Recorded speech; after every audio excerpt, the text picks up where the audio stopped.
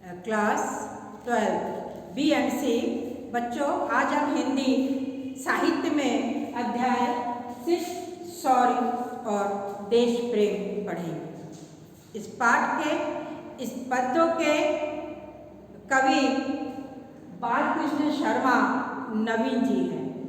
पिछले दिनों मैंने पद्य नंबर 1 पढ़ाया था। आज मैं आपको पद्य खंड में 2 नंबर पढ़ा रही हूँ। ध्यान से सुनेंगे, समझेंगे और लिखेंगे। चिर विजय दासी तुम्हारी, चिर विजय दासी तुम्हारी, तुम जयी उद बुद्ध, तुम जयी उद बुद्ध।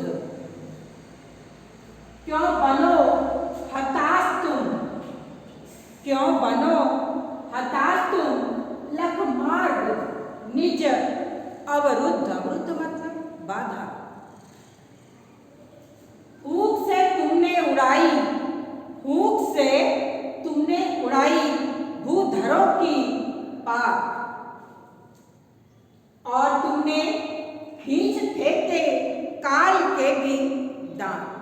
काल यानी मृत्यु, यमराज, उसके भी तुमने दांत खींचकर फेंक दिए। बच्चों, अब मैं आपको इस पद्य खंड का शब्द पहले समझाती हूँ, फिर आपको मैं अर्थ बताती हूँ। बच्चों, कवि बालकृष्ण शर्मा नवीन ने देशवासियों को देश प्रेम के बारे में बताया, उनको संबोधित किया देशवासियों को कि हम में, देश प्रेमियों में कितनी शक्ति है। इस सब का वर्णन उन्होंने अपने पदखंड में किया है। अर्थ समझेंगे। कवि भारतवासियों से उद्बोधन करते हुए कहते हैं कि विजय हमेशा से तुम्हारी दासी रही है। विजय हमेशा से तुम्हारी दासी रही है, गुलाम रही है। तुम प्रबुद्ध जयी हो, तुम प्रबुद्ध जयी हो। तुम उन पूर्वजों की संतान हो, तुम उन पूर्वजों की संतान हो जिन्होंने देश प्रेम, देशभक्ति की भावना को अपने मरते दम तक अच्छी तरह से निभाया। तुम उन पूर्वजों के संतान हो जिन्होंने अपने फूंक से भी बड़े बड़े पहाड़ उखाड़ फेंके। तुम उन पूर्वजों की संतान हो जिन्होंने अपनी फूंक से बड़े बड़े पहाड़ उखाड़ फेंके और काल के भी दांत तोड़ दिए। सामने शत्रुओं को ललकारते हुए अपने काल के भी दांत तोड़ दिए। ऐसी थी देशभक्ति की भावना। कवि का कहना है कि कठिन से कठिन कार्य तुमने पल भर में हल कर दिया। कठिन से कठिन कार्य, बाधाओं से भरी मार्ग को हटाते हुए अपना रास्ता बनाया। कवि का कहना यह है कि कठिन से कठिन कार्य तुमने पूर्व में किए हैं और सफलता प्राप्त की है, विजयी हुए हो। और मृत्यु का भी अभयता से वरण किया, अर्थात निडर होकर तुमने मृत्यु का सामना किया है, देशभक्ति की भावना निभाया है, अपने मातृभूमि की रक्षा के लिए अपने प्राणों को बाजी लगा दिया। तुम्हारे रास्ते में आई थोड़ी बहुत बाधाएं तुम्हारा कुछ नहीं बिगाड़ सकी। तुम्हारे रास्ते में आई बाधाएं तुम्हारा कुछ नहीं बिगाड़ सकती है। संसार तुम्हारे क्रोध से परिचित है। संसार तुम्हारे क्रोध से परिचित है। ऐसी बाधाओं को तुमने जड़ से उखाड़ फेंका है। संसार तुम्हारे क्रोध से परिचित है। ऐसी बाधाओं को तुमने जड़ से उखाड़ फेंका है। जब भी तुमने क्रोध किया है, जब भी तुमने क्रोध किया है, प्रलय जैसा वातावरण उत्पन्न हो गया है। जब भी तुमने क्रोध किया है, प्रलय जैसा वातावरण उत्पन्न हो गया। ऐसा लगता है चारों तरफ प्रलय आ गई हो, भूकंप आ गया हो। तुम्हारे क्रोध से धरती माँ कांपने लगी है। जब भी तुम क्रोध करोगे, भूकंप आ जाएगा, यानी धरा कांपने लगेगी। सीता स्वयंवर के समय कवि बालकृष्ण शर्मा नवीन ने एक छोटा सा उदाहरण दिया है। बच्चों ध्यान से सुनेंगे।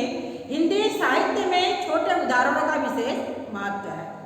कवि बालकृष्ण शर्मा नवीन ने उदाहरण देते हुए कहा है, सीता स्वयंवर के समय जब लक्ष्मण जी ने जनक जी के कहे शब्दों पर क्रोध किया तो पूरा गगन कांप उठा।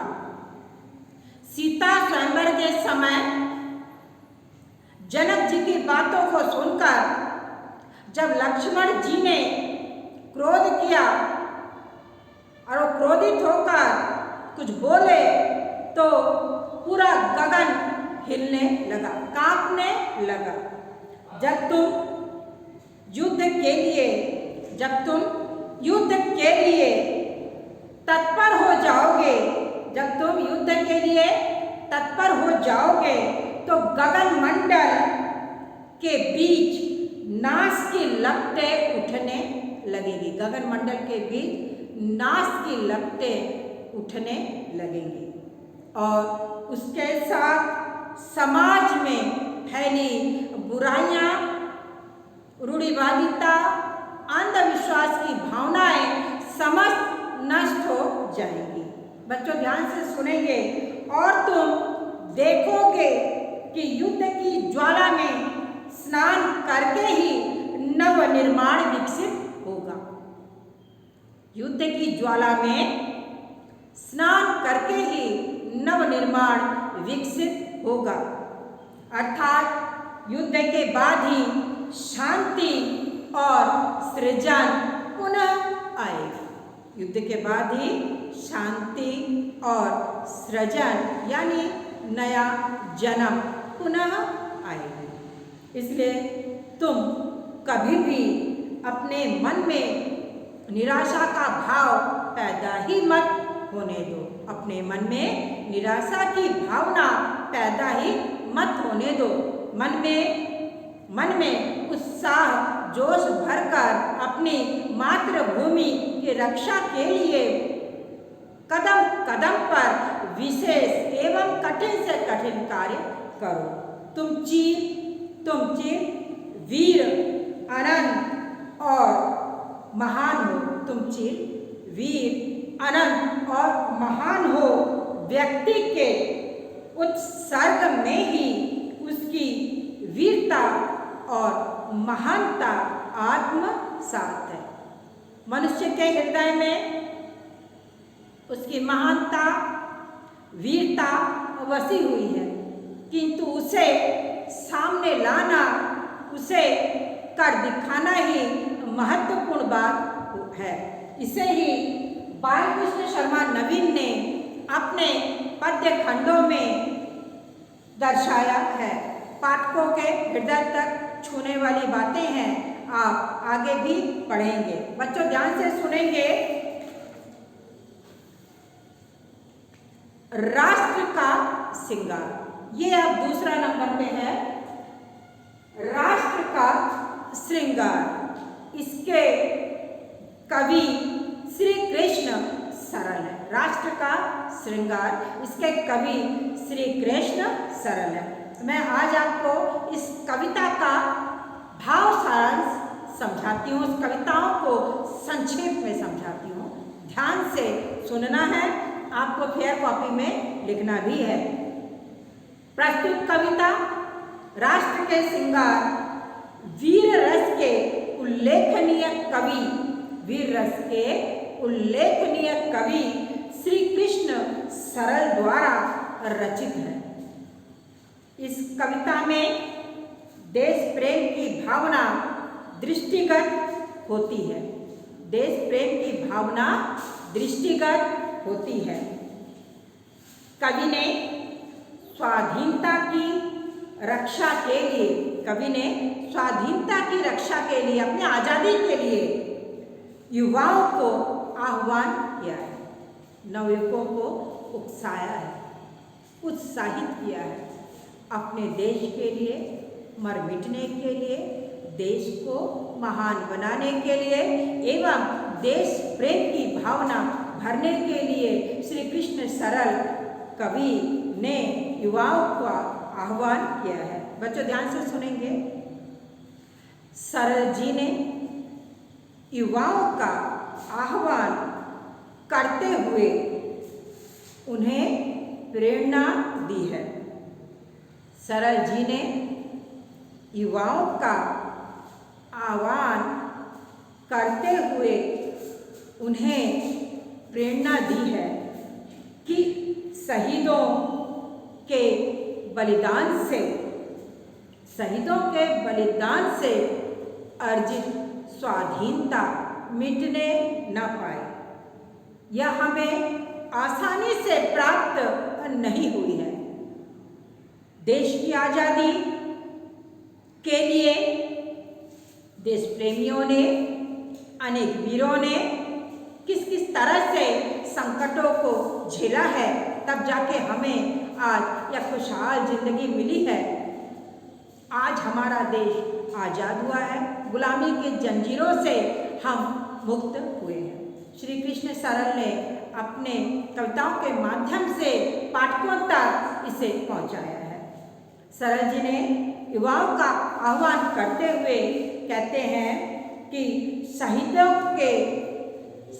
के द्वारा अर्जित स्वाधीनता हर हाल में हमें बचानी होगी। इस देश के शहीद अपने देश के लिए नींव के पत्थर बने। इस देश के शहीद अपने लिए इस देश के नींव का पत्थर बने। देशद्रोहियों और देश के शत्रुओं को अपने ही देश से भगाने के लिए कठिन परिश्रम किया, तब जाके हमारे देश की रक्षा हो सकी। तुम देश के गौरव हो, वीर हो, तुम नाश की धरती पर सृजन की कथा लिखते हो।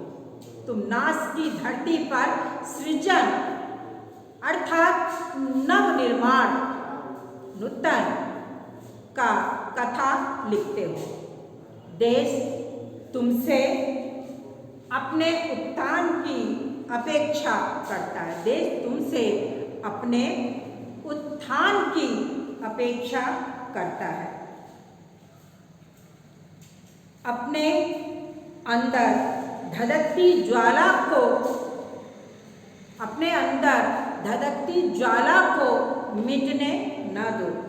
बच्चों ध्यान से सुनेंगे इन पंक्तियों को।